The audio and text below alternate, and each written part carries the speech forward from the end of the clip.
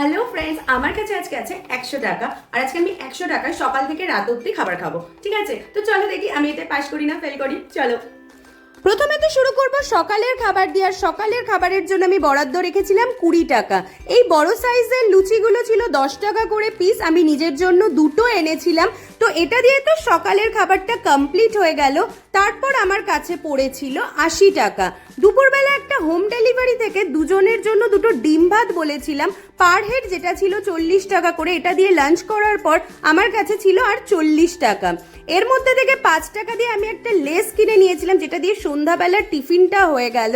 আর আমার কাছে 35 টাকা ছিল, যেটা দিয়ে ভাবছিলাম যে রাতে কি খাওয়া যায়। তো নিয়ে নিয়েছিলাম হাফ প্লেট চিকেন চাউমিন।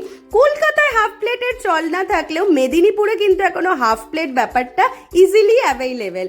তো ইয়েস, আমি তো চ্যালেঞ্জটা জিতে গেছি। এরকম আরো ফুড চ্যালেঞ্জ ভিডিও দেখার জন্য চ্যানেলটা সাবস্ক্রাইব করে দিও।